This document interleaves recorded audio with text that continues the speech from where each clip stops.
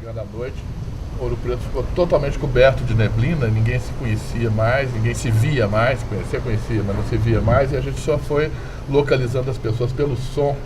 Eu não sei se você se lembra disso, a gente começava, alguém gritava numa esquina o nome de Álvaro, ô Zé Adolfo, ô fulano, não sei o quê, e a gente ia se encaminhando, né, por essa neblina, que foi uma coisa fantástica. Então eu acho que essa neblina para mim é muito significativa na questão da memória afetiva do Festival de Inverno. Cada um tem um pedaço dessa neblina aí, mesmo que não tenha vivido a neblina, porque essa memória é muito longa, são 40 anos de festival, muitas vezes a gente tem isso apenas dentro do afetivo, né? E o factual pode ser um pouco diferente. Eu lembro muito dessa neblina e uma luz muito escassa que banhava aquela neblina, mas você ninguém se não via, né, Júlio? enxergava.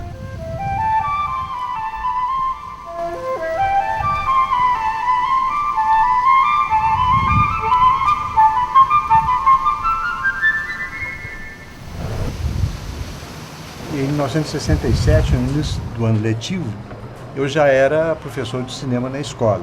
Sozinho ainda, não havia entrado os demais. E estávamos lá uma tarde, quando o professor Haroldo Matos chega, eufórico, dizendo, olha, eu estou vindo da Fundação de Educação Artística, conversei com o Berenice, vamos fazer um festival em Ouro Preto. E vai se chamar Festival de Inverno. Eu queria lembrar o primeiro dia, em 67, do Festival de Inverno. O que aconteceu? Foi a abertura do festival e, em seguida, nas escadarias da Igreja do Carmo, o espetáculo... Me falhou o nome do espetáculo. O Escorial. O Escorial. O Escorial, eu até falei isso hoje com você. O Escorial de Del Derrota foi o primeiro momento cultural que aconteceu no Festival de Inverno e foi um espetáculo comovente. O Festival de Inverno 67 começou para mim com uma ida ao Rio de Janeiro, onde no Museu de Arte Moderna eu encontrei um amigo já de anos anteriores, Cosme Alves Neto, e expus para ele a ideia e disse, olha, nós temos aqui cópias raras e únicas na Cinemateca. E aí fizemos aí uma retrospectiva, para resumir, do expressionismo alemão e uma coisa absolutamente nova, que era Le Cinéma Vérité, o cinema verdade do Canadá e de outros países. Foi uma grande mostra e o cinema naqueles 2 primeiros anos, eu lembrava isso com o Júlio, era a atração principal dos dias de semana. Os concertos, as outras festas faziam nos fins de semana. Então, para mim, esse momento é um momento afetivo porque a plateia, eu diria surpreendentemente, mas talvez não seja esse o advérbio adequado, com maior entusiasmo, acolheu aquelas sessões longas de filmes desconhecidos, expressionistas, antigos, mudos, apenas com o som da voz traduzindo os letreiros. Para mim o festival começa aí. Então, o festival inteiro se encontrava nas sessões de cinema, era um negócio fabuloso, não só pelos filmes, era pelos filmes obviamente, mas pelo aquele encontro, né, de todo mundo ali emocionado com uma determinada coisa e de uma possibilidade, né, de contato com coisas que a gente não tinha condição, na época, nenhuma de ter esse contato. Né? E as conversas prosseguiam aí pelos adentro. bares adentro e nas neblinas da vida. Não é? Com ou sem neblina? Com ou sem neblina. Com neblina era mais... Até que eu me lembro bem do início, né? Porque o início do festival foi muito musical, né? Porque a Fundação de Educação Artística, ela começou a funcionar em 63. Em 65, nós fizemos um curso de férias em julho, aqui mesmo, em Belo Horizonte, na sede da Fundação, um curso de férias de música. E foi um sucesso muito grande. A gente começou a pensar que podia ampliar isso, fazer disso um festival no interior. Em 66 ainda fizemos um outro curso de férias aí. Então, aí falando em festival no interior, a ideia de Ouro Preto surgiu, né, facilmente. Então foram cursos assim, de música e artes plásticas, alguns espetáculos, um espetáculo de teatro na escadaria da Igreja do Carmo, muito bonito, né? Houve umas atividades sobre o barroco, assim, um pouco integradoras, né, essas atividades. lançamento da revista Barroco, concurso, alguns filmes, né? Houve, o Barros parece que promoveu a exibição de alguns filmes, e concertos, né? E exposição de alunos, foi muito um sucesso. Como é que foi depois o crescimento do festival? Bom, aí o festival começou a crescer em várias maneiras. Começou a crescer em número de áreas, né? Passou a ter muitas áreas. Houve anos até que houve um exagero de áreas, né? Tinha coisa até de história e parecia um departamento da universidade, né, funcionando. Eu acho que a gente começa já com 10 anos, 12 anos, onde você começa a entender, você vê uma Ouro Preto ser modificada a cada festival que chega na cidade. Então, era uma expectativa muito grande, a gente, ainda criança, né, participar das oficinas como a de coro, de xilogravura, mais para frente lá, de audiovisual. Então era sempre uma expectativa muito positiva para a cidade. E a gente, com um diferencial, por ser dono do cinema, o cinema era um equipamento de integração direta com o festival. E aí teve passagens que ficaram na história, como o lançamento do Macunaíma, da peça Macunaíma, direto de Nova York para Ouro Preto, que fica um marco em 79 para a cidade.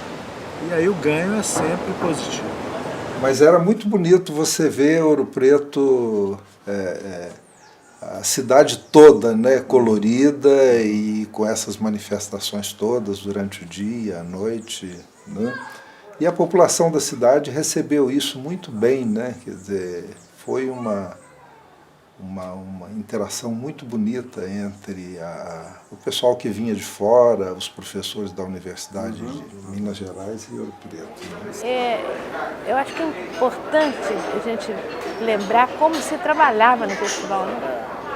O festival era um mês inteiro de uma intensidade enorme, em todas as áreas, né?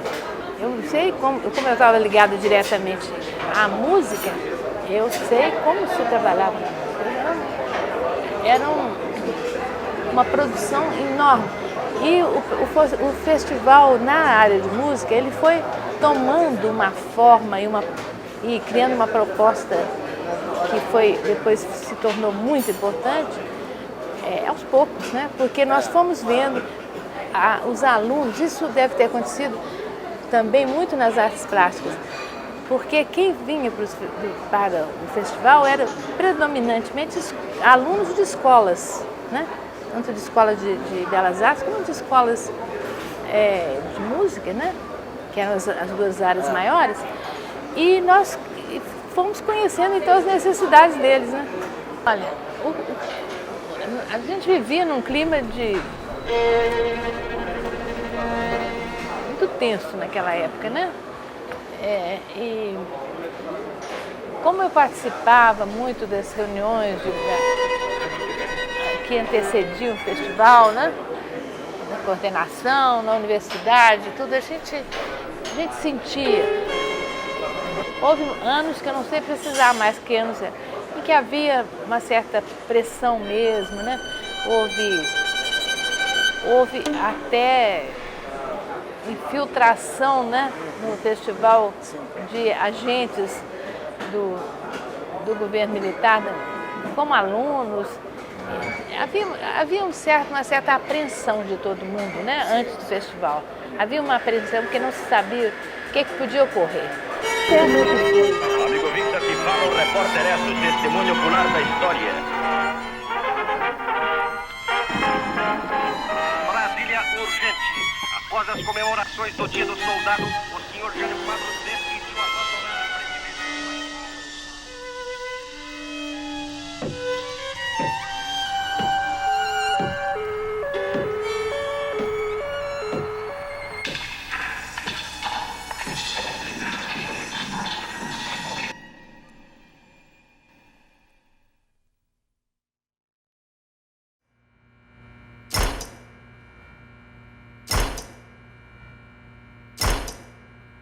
em que a gente sabia que o Festival de Inverno ia começar a partir de dois sinais. não era propriamente o mês de julho, não. Era o dia em que a gente via Júlio Varela atravessando a Praça Tiradentes, esse era um indicador, e o outro era a chegada do camburão do DOPS.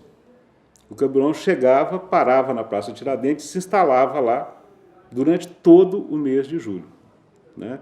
Então foi um período complicado. Eu me lembro de várias manifestações que a gente assistia, era com cachorro do DOPS passando entre a gente, buscas em repúblicas na madrugada, né?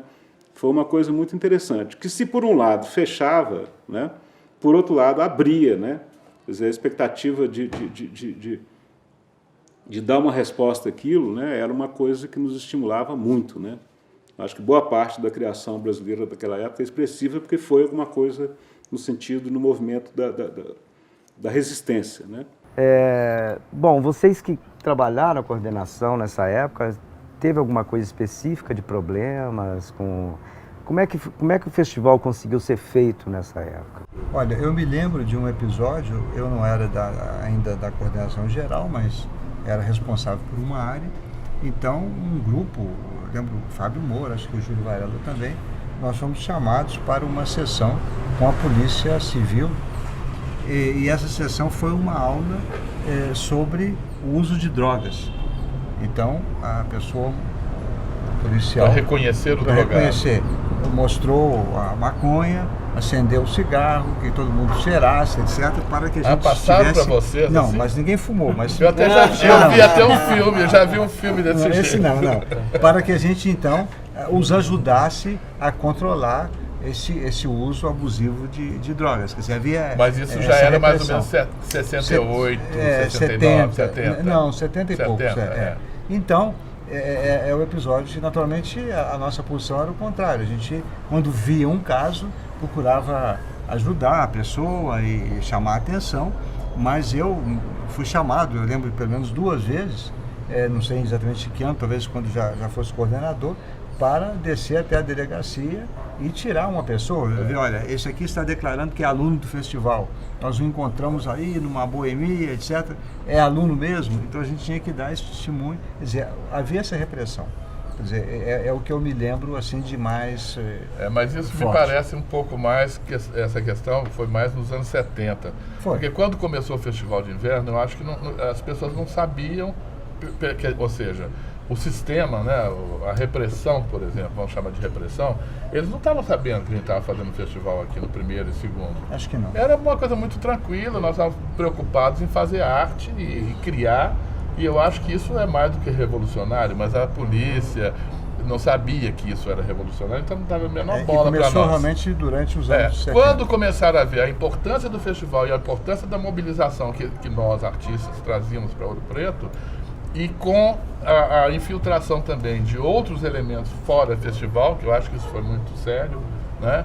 Pessoas que não eram do festival vinham para cá para curtir a cidade, como já vinha vindo antes, ou como vem até hoje, entende? Eu acho que isso tudo pode ter causou mesmo essa questão dessa repressão. O Padre Simões aqui, nos primeiros momentos do Festival de Inverno, ele chamava o festival de Festival do Inferno. Do Inferno, lembro também. Não era Festival do Inverno, mas não precisa citar nome não, viu, Júlio?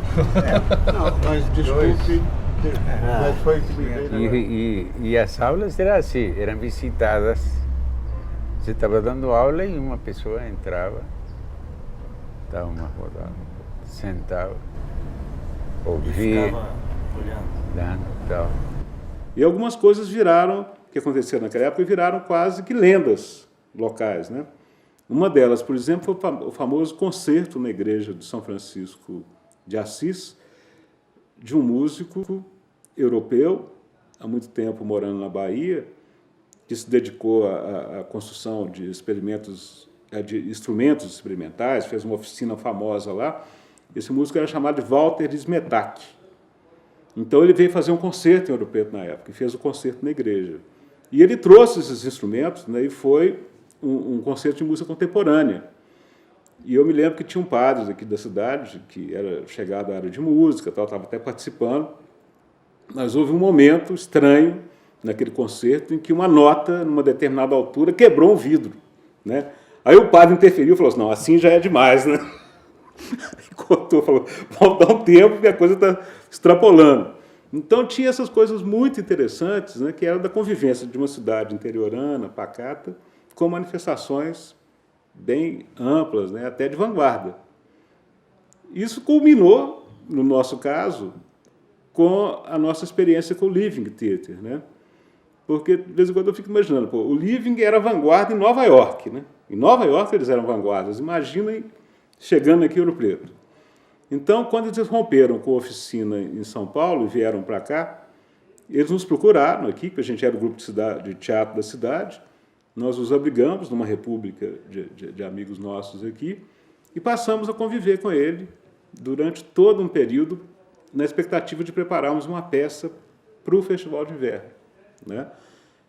E só que às vésperas do festival, todo mundo sabe o que aconteceu, eles foram presos em circunstâncias interessantes e tudo, né? E acabou que esse espetáculo acabou não sendo feito. Agora, não creio que tenha prejudicado o trabalho. O trabalho é um pouco difícil para um regime assim, discriminar, saber o que eles querem censurar num festival desse, né? Num festival de arte. Eu acho que tudo acabou acontecendo como devia acontecer, mas a produção do festival. Mas para quem coordenava, para os diretores, eles trabalhavam sob pressão.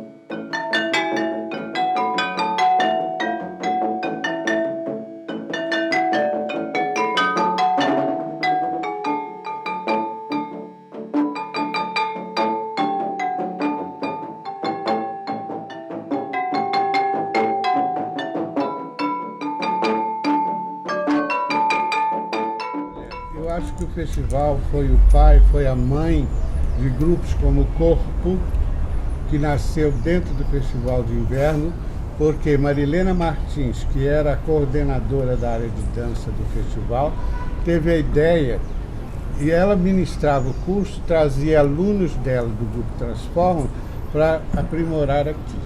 Desde 70, 69, 70, ela foi coordenadora. Acho que foi 72, 71, 72. Não, foi antes. Foi antes? É. Eu não lembro. Eu lembro que Marilene, a partir de 69 ou 70, ela foi convidada para vir. E ela foi comigo de Fusca para Buenos Aires para trazer Oscar Arraes para dar curso aqui, que ela tinha ouvido falar que ele era genial. Pois não é que nós fomos a Buenos Aires, no Teatro San Martín, e trouxemos o Arraes em 73 para cá. No mesmo Fusca, não? Não. Senão ia matar o Arraes, não chegaria aqui. O Fusca tinha umas 20 pessoas dentro do Fusca. Não, eram 5 dentro do Fusca. Que bela viagem. Uma belíssima viagem. Foi assim um sonho. Vocês não podem imaginar. Se eu contar isso, dá um livro. E foi aí que então houve o encontro do Arraes com os Pederneiras, os com o grupo irmãos. Transforma, que eles eram do Transforma. Foi, com o Transforma. Então, o Corpo nasceu através de uma ideia de buscar um grande coreógrafo para vir para cá, para dar curso aqui, e em 75, no Palácio das Artes, se inaugurava o Maria Maria com o grupo Corpo, com a coreografia do Arraes. Eu participei dos festivais de inverno no início da década de 70. Essa época a gente estava começando a vislumbrar essa carreira, na verdade, sem saber muito bem para onde ir, para onde sair. E essa participação no Festival de Inverno meio que esclareceu um pouco. Foi aí, inclusive, que começou a tomar forma com mais força a ideia de se criar o Grupo Corpo.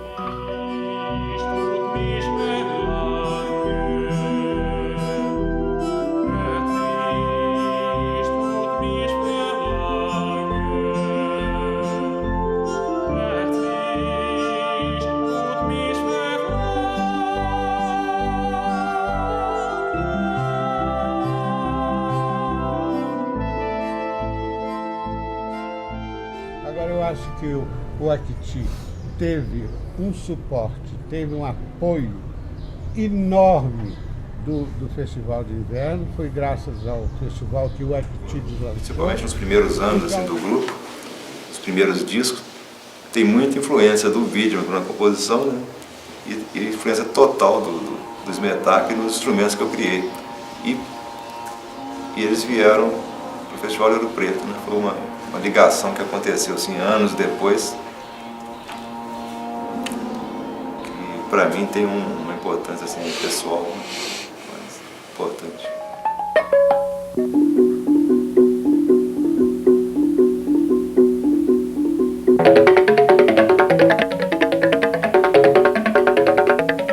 Eu lembro que uma vez a gente precisou assim de uma a gente entrou numas assim que queria tocar uns pratos e uns gongos dentro da água, que muda bastante o som, faz um efeito musical assim diferente.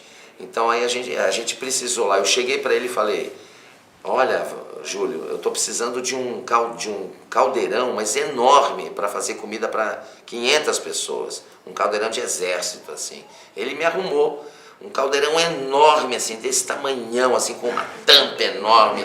Aí eu até falei: não, a tampa não vai precisar, não. Vai precisar só do caldeirão. Aí enchemos aquilo de água para tocar um gongo lá dentro, assim.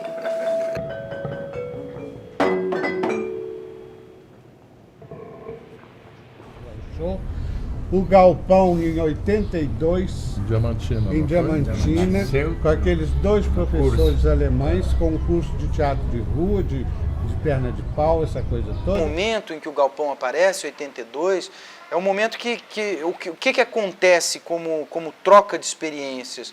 Eu acho que o grande polo de resistência para isso é o Festival de Inverno, né?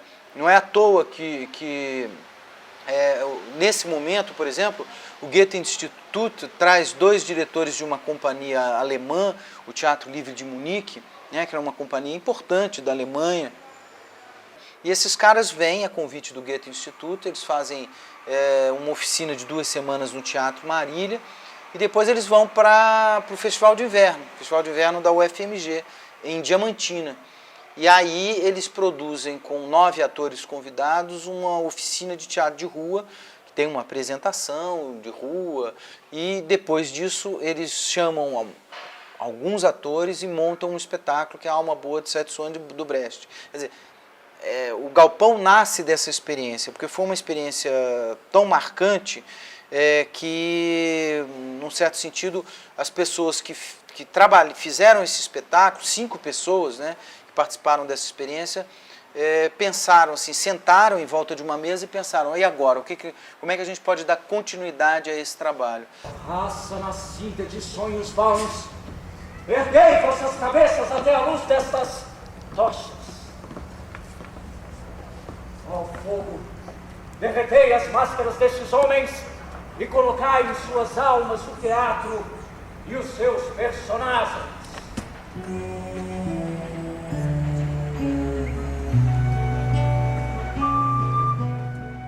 O Ars Nova e também o Giramundo tiveram as produções, né, durante grande período bancadas pelo Festival de Inverno. Eu lembro, por exemplo, que que a ópera do Carlos Gomes, Guarani foi feita, o Guarani foi feita aqui. A produção, eu que cuidava em parte da produção, e também o espetáculo. Não, Cobra Honorato não foi daqui, não. Não foi daqui, não foi do festival, não. Cobra Honorato foi especialmente da universidade. Foi. Aqui foi Dom Quixote. Aqui foi Dom Quixote. Não era Dom Quixote, não, chamava El Retábulo de Maestro Pedro. Que foi exatamente o assunto central do nosso filme, 10 anos do festival. E a primeira participação do Giramundo no festival, assim, efetivamente, foi com um retábulo, o El Retábulo de Maese Pedro, que foi um convite feito pelo Zé Adolfo Moro, me parece que era o centenário do Manuel de Falha, e foi proposto esse espetáculo. E daí nasceu um convênio entre o Giramundo, que já existia há alguns anos, e a universidade.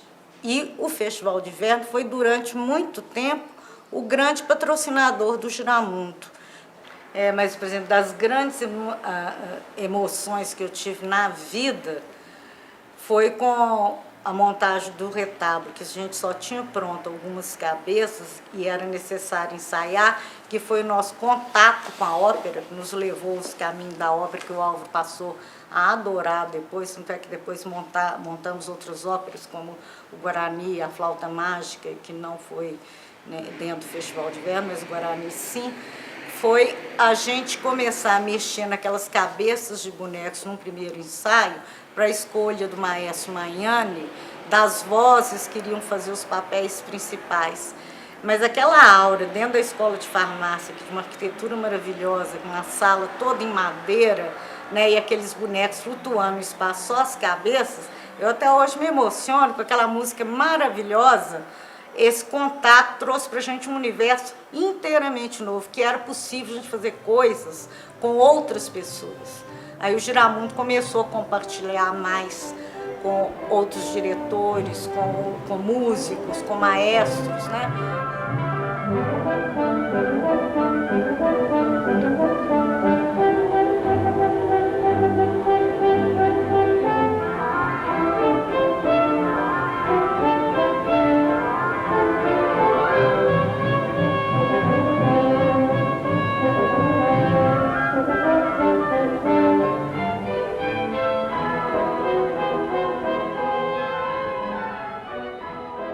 A gente lembra do festival com momentos muito intensos para a nossa juventude, para a nossa vida, né? Realmente, o frio de Ouro Preto, aquele aconchego, o ar impregnado de conhaque, né, de certo modo, né? Aquela coisa, né?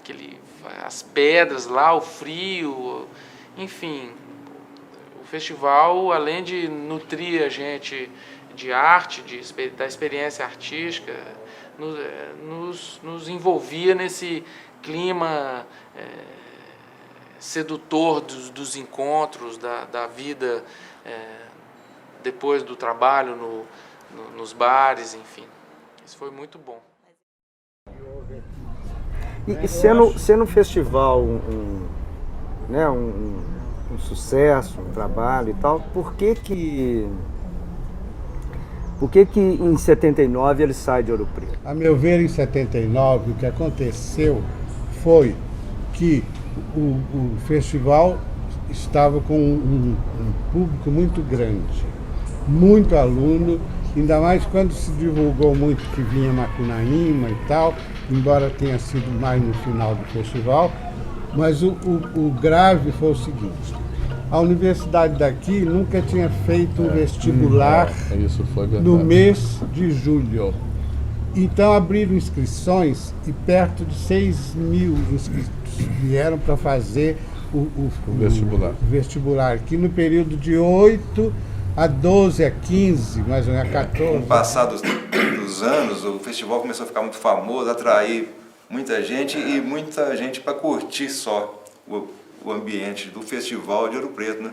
Então chegou uma época que aquela praça ali ficava completamente tomada de gente à noite. E sem infraestrutura nenhuma. A praça ficava tomada de gente e todo mundo tomado de pinga.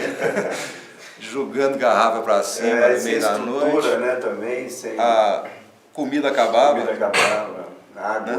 O morador de Ouro Preto chegava na padaria, olhava assim e não conseguia nem entrar. Se ele conseguisse entrar, ele chegava lá e falava assim, acabou o pão. Tudo inflacionado, então, né? O pãozinho. Cada um com preço, né? Não tem pão, meu pãozinho. Foi quando a cidade começou a se sentir meio invadida, né? Coisa que não se pode dizer que prejudicou o festival. Eu acho que se modificou, sem dúvida. Por exemplo, quando nós fomos para Diamantina, né? Diamantina é uma cidade tão pequenininha, tão especial, tão diferente. Eu me lembro que nós tivemos que fazer propostas específicas para aquela realidade, né? Bom, eu queria inclusive começar com um pouco um depoimento meu, né? Como coordenador do festival, que já é aí, em 80, não tendo se realizado o festival, lembro que tivemos uma avaliação, né? em 81, essa avaliação aponta para se realizar o festival itinerante, quer dizer, o festival ser uma realização que tenha importância para as cidades, né? Quer dizer, e aí eu acho que compõe também um pouco repensar uma estrutura um pouco diferenciada do Festival de Inverno. A cidade oferecia um material para pesquisa, eu acho muito interessante, quer dizer, além de todos esses dados de um festival manter essa qualidade que ele vinha, né, com essa herança de Ouro Preto, quando você assumiu com Barros também em Diamantina, quer dizer, a cidade, eu acho que ela tinha um material guardado, assim, a ser pesquisado muito forte. Eu acho que vocês conseguiram nessa época, quando entra um Lobo de Mesquita, entra um Xixicoquimim, entra todo aquele entorno, toda aquela paisagem, toda aquela cultura, que é uma cultura de resistência, que é a cultura de Jequitinhonha. De fato, em 81, nessa ideia de restringir, nós voltamos um pouco àquela simplicidade de 67. Artes plásticas e música com mais alguma coisa. E na área do cinema, eu me lembro, para não fazer alguma coisa mais complicada, eu convidei o Walter Lima Júnior para dar um curso. E ele, todas as vezes que eu o encontro, ele diz, olha, eu sou muito reconhecido a você e ao festival, porque foi lá que eu escrevi o roteiro de Inocência.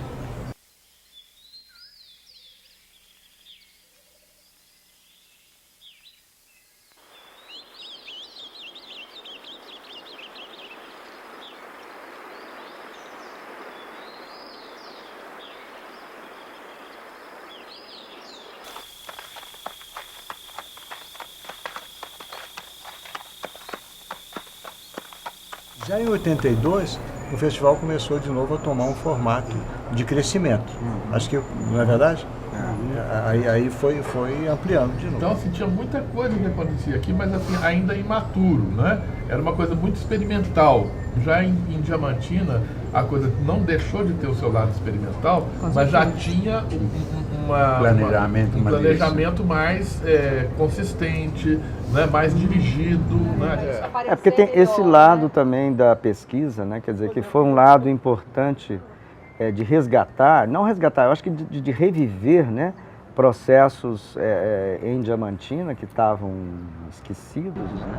Mas eu acho que você tem razão. É mais fácil, Diamantina foi mais fácil para a gente trabalhar isso, porque ainda era um terreno ainda não muito explorado, talvez, não muito explorado. Antes de passar, porque aí vai terminar essa fase, eu quero me referir muito rapidamente ao Festival Mirim, que foi uma das grandes... Eu estava pensando exatamente nisso. Ah, bom, não podemos deixar de falar. Não deixar de falar. Eu vou dar só um recorte, você dá o outro. Nesse trabalho, num dos anos, não sei se 79 ou 78, houve então um encontro de professoras da região que tiveram uma formação, assim, uma discussão das artes através de filmes sobre arte, sobre Picasso, sobre Gauguin, etc, e um compromisso de prepararem um filme no final desse processo. E depois, na segunda etapa, na segunda quinzena, elas foram as professoras das crianças da região.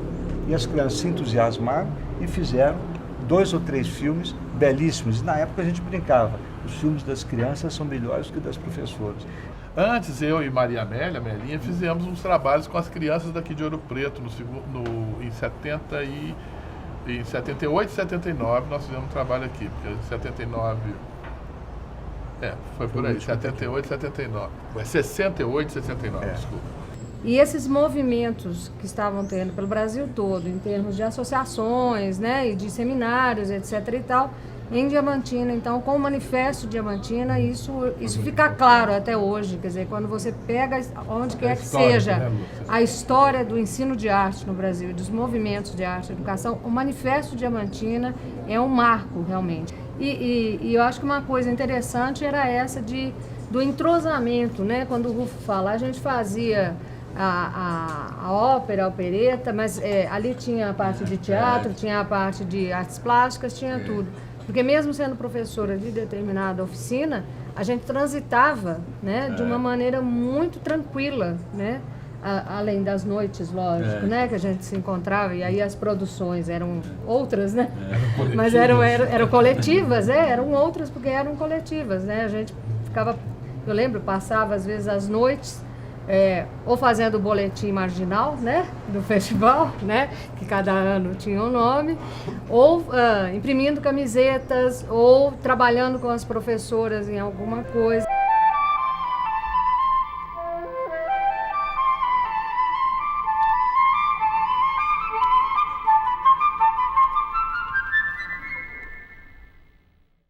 Quer dizer, quando foi o último ano em Diamantina que nós anunciamos, né, o festival tinha gente demais e nós saímos de Diamantina com uma passeata da cidade inteira a favor do festival, com faixas. Festival não sai daqui, não vai embora, não fica aqui em Diamantina, que tinha sido anunciado. E aí a gente vai, então, fazer o trabalho então em São João del Rei. Eu acho que a ida nossa também para São João del Rei, né? Com esse mesmo estrutura de projeto, quer dizer, até um pouco o seguinte, em São João também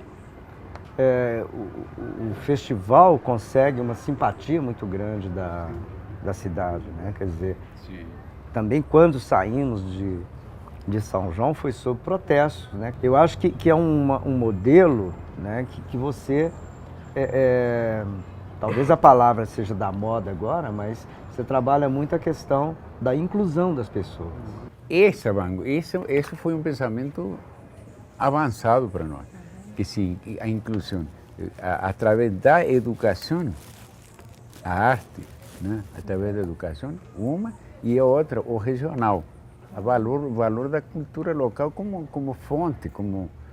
Né? Nós aí fomos para Poços de Caldas, né? Quer dizer, com a mesma estrutura de projeto, que foi um festival mas muito interessante. E muito né? bem Eu acho que recebido da cidade. aí a Lúcia era a coordenadora de programas culturais da universidade. Foi uma negociação muito interessante, né, com a cidade, a gente indo à Câmara e dando depoimento. E foi um festival enorme. Né? Quer dizer, com muita gente, e com as condições de trabalho muito muito boas, né? Porque aí indo para Belo Horizonte, né, que foi um festival...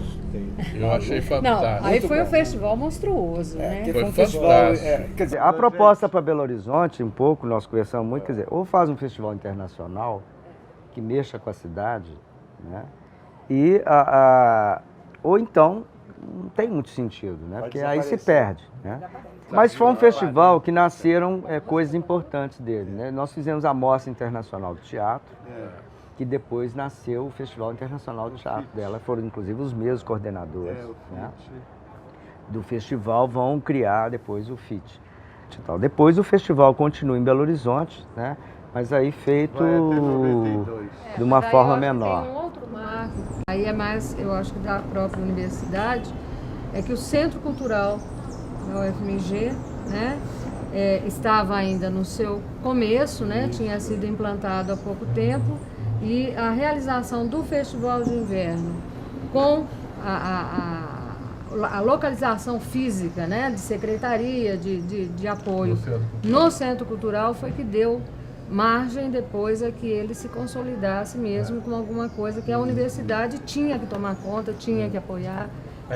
Quando a gente pensou em Belo Horizonte, fica muito sobre Belo Horizonte, é que Belo Horizonte, por ser nova, uma capital, uma cidade nova, ela deveria ter alguma coisa de contemporâneo. Eu acho que a gente pensou muito sobre isso na época. E eu acho que o festival em Belo Horizonte dessa época foi muito importante. Para a cidade ele foi muito importante, para a UFMG ele foi muito importante, claro. Né? Porque... Só que ninguém lembra dele como positivo, sempre lembra como assim, uma alternativa. Ele não foi uma alternativa, ele foi um propósito. E depois? Bom, aí... Não, aí depois dessa época em Belo Horizonte nós voltamos a Ouro Preto. Mas aqui já nessa segunda vez nós já também repetimos essa estrutura, quer dizer, então foi um festival que foi muito bem aceito. Não, ali eu acho dizer que para mim foi o primeiro festival onde a comunidade de Ouro Preto se apropriou do festival. Eu acho que o festival em 94 ele resgata toda uma história que Ouro Preto já estava precisando resgatar, porque a cidade perde, a comunidade perde com a saída do festival, né? Ele volta trazendo novos movimentos para a cidade acolhe, eu acho, esse festival com essa saudade, né? E ele se coloca, eu acho, até numa proporção imensa, assim, porque quando ele chega também, ele chega grande com várias oficinas, vários shows, e eu acho que a cidade tem aquele acolhimento de resgatar, para ele ficar mais, para ele não ir embora de novo. Acho que tanto para a comunidade local até participar. Eu não me esqueço quando a gente abriu as inscrições de oficinas, que a maior demanda da comunidade era quais oficinas que teriam para a comunidade, né? Para ela participar.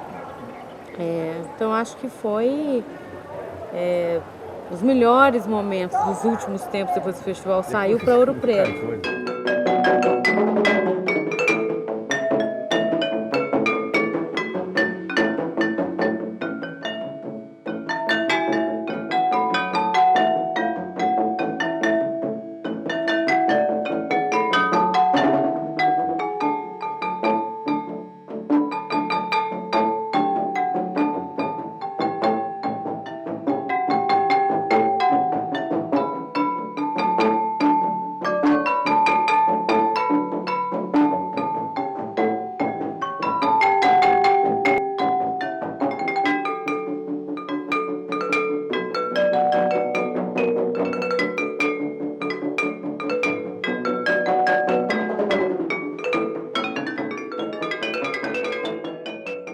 Bom, aí nós temos o festival, né, saindo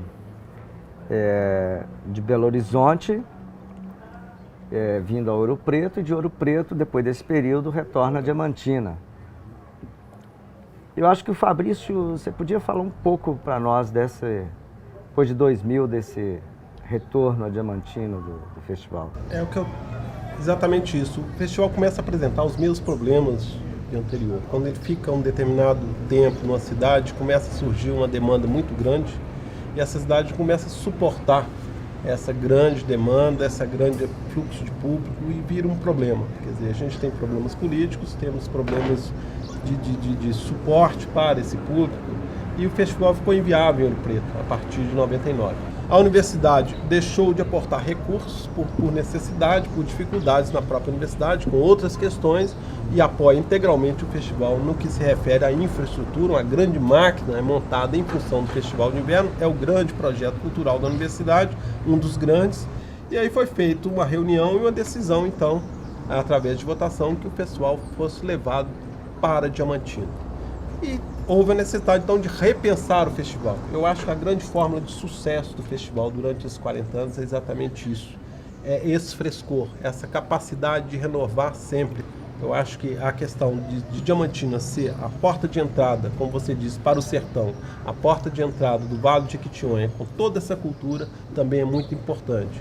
Então, de fazer esse elo de uma arte de vanguarda e de uma arte regional e fazer a ligação, o embrincamento dessas áreas, buscando conhecimento, uma nova modalidade de expressão, uma nova possibilidade de a gente expressar artisticamente, essa é a proposta do festival que foi para Diamantina em 2000 e permanece lá até hoje.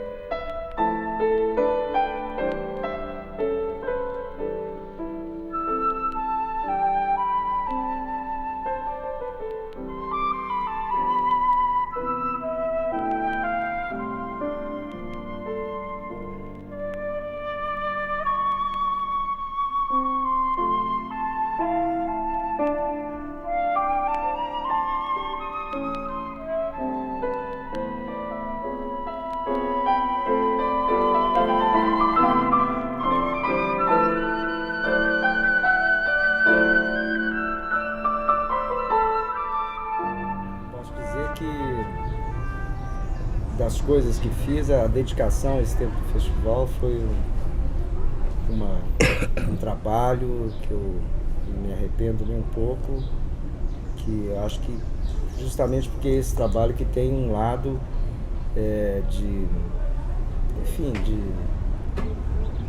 de oferta, de estar junto, de trabalhar, de progredir. Agora, eu vejo que a universidade acertou em cheio de começar a fazer um evento que tanta repercussão trouxe e continua trazendo, para as comunidades onde ele é inserido e também, de uma maneira geral, para o Brasil, até para o exterior, que tem reflexo do festival por todo lado. O Festival de Inverno, ele de alguma forma resume de uma maneira intensa e muito forte essa integração. Porque o Festival de Inverno sempre é ensino, pesquisa e extensão. Você pode ver de cada um dos ângulos. E isso acho que então é a grande contribuição que ele traz para a universidade e para a sociedade como um todo. O festival, para mim, eu acho que me ensinou a ficar atento, né? A ficar atento e olhando as coisas, vendo, percebendo, tentando não me repetir. Chamar a atenção do aspecto de que o contemporâneo na arte, principalmente na arte, é na parte da natureza onde mais as mudanças ocorrem. Então, a arte nunca para, nunca está. O contemporâneo de hoje não é o contemporâneo de amanhã. Então, está sempre tendo que nos debater, refletir, né? Buscar novos caminhos. Por isso, a pesquisa é essencial. Essa é a importância de um festival que tenha esse espaço onde a coisa se coloca em cada época, os problemas de cada época. Né? A maior importância é essa de ser contemporâneo a cada momento, né?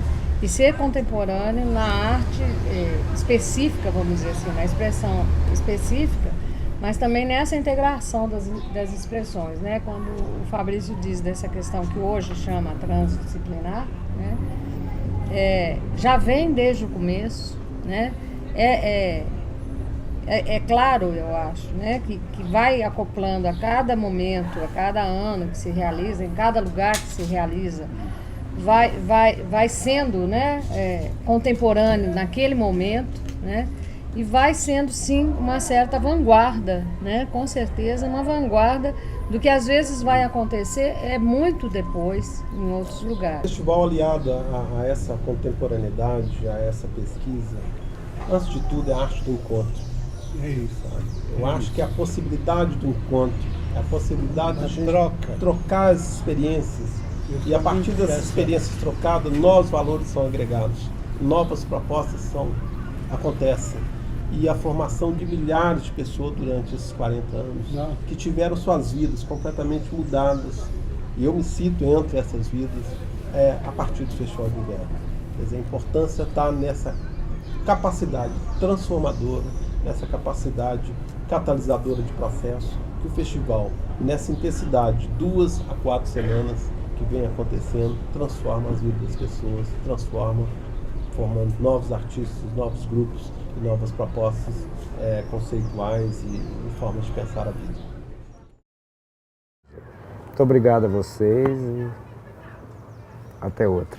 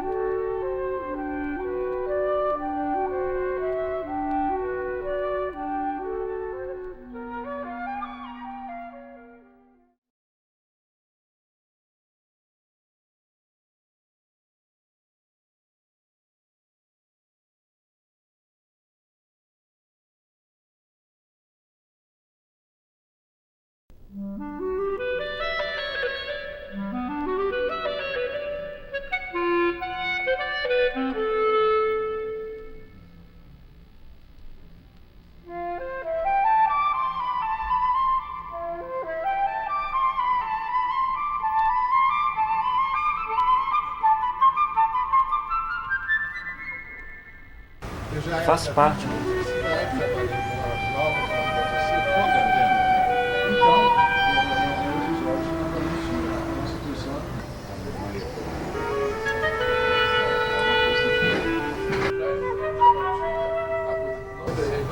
Abriram o evento na estação de Tiradentes. Depois todo mundo... Porque o festival hoje não Cara, tá indo tudo bem. Achamos que ia ter um tempo nublado hoje, chuvoso, mas como sempre, o tempo em Minas Gerais nos surpreende sempre. Acho que todos os convidados estão dispostos a conversar, a falar sobre a história do Festival de Inverno. O pessoal do som ali já está quase ok, preparado, tudo no jeito. O Léo Alvinho tá ali botando um color bar. Você podia aproveitar lá em cima e buscar uma caixa de color bar pra gente, então. Caixa de color bar? É, tá lá no bar. Eu tenho que desbavar, né? Eu pego lá. Você já tirou ponto? Queria falar mais do seu ouvido? Ah, tá bom. Alguém usa isso aqui de, como é que chama? De bigorna, né? Olha aqui. Tá vendo? Que é isso aqui? Que isso? De carne sem a carne. Não, mas aí tem o sabor da carne. Ô, Jussara, é pra escolher ou não? Você levou o cardápio? Você levou Eu levei o cardápio. Teatro universitário, teatro marinho.